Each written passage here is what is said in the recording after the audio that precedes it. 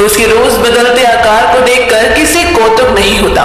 यद्यपि विज्ञान के पास उसकी कलाओं के सारे गणितीय सिद्धांत उपलब्ध हैं, किंतु उनको जानने और समझने के बाद भी मनुष्य विस्मित हुए बिना नहीं रहता। अब सोचिए कि क्या होता यदि चंद्रमा पर इंसानी बस्ती होती।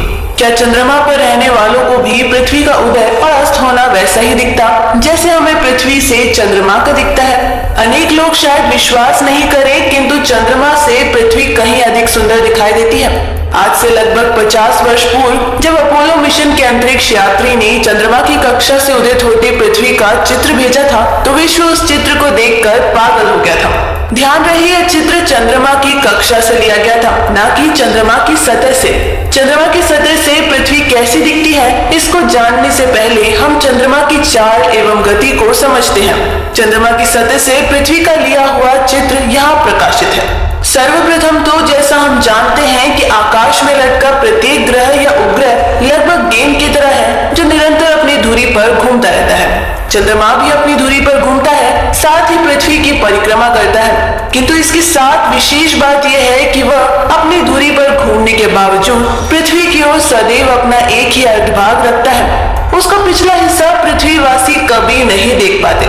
इस तरह चंद्रमा के पीठ वाले भाग से पृथ्वी कभी दिखती नहीं तथा सामने वाले भाग से पृथ्वी कभी ओझल नहीं होती। यानी पृथ्वी को देखकर यहाँ करवा चौथ करना संभव नहीं।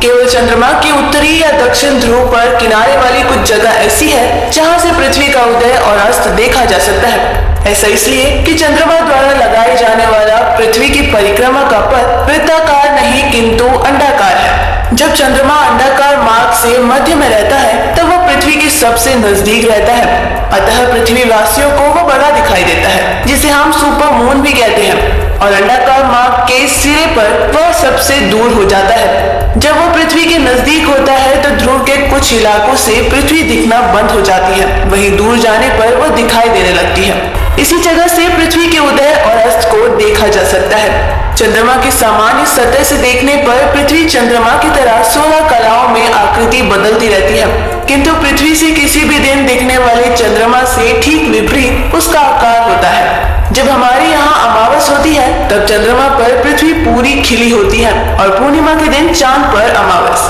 चंद्रमा से पृथ्वी एक ही स्थान पर लटकी दिखती है और चांद से 4 गुना बड़ी दिखती है। जितना प्रकाश चांद हमें देता है उससे 45 से 100 गुना पृथ्वी चांद को देती है। ऐसे अनेक रोचक तथ्य समझने को मिलते हैं जब आप चांद पर खड़े होकर पृथ्वी को निहार रहे हो। हाँ, यदि आप चांद पर प्लॉट खरीदने का सोच रहे हैं तो ध्यान रखें आपका प्लॉट पृथ्वी की दिशा में हो, विपरीत दिशा में नहीं। अरे रुकिए, चांद पर खरीदने से पहले बृहस्पति पर नजर डालना मत भूलिए, जिस ग्रह के पास 60 से अधिक चंद्रमा है। पिछली शताब्दी तक माना जाता था कि बृहस्पति के पास मात्र 16 चंद्रमा है, लेकिन खोजों से इनकी संख्या निरंतर बढ़ती जा रही है। हाँ, यह भी ध्यान रखिए यदि आप बृहस्पति पर बसना चाहते हैं तो करवा चौथ किस चांद के साथ करनी है इसका निर्णय पहले ही ले लीजिए। तो दोस्तों, अगर आपको ये न्यूज पसंद आई तो लाइक और शेयर करें, साथ ही अपने व्यूज हमें कमेंट करके जरूर बताएं। डेली ट्रेंडिंग न्यूज की रिपोर्ट सब्सक्राइब कीजिए हमारा चैनल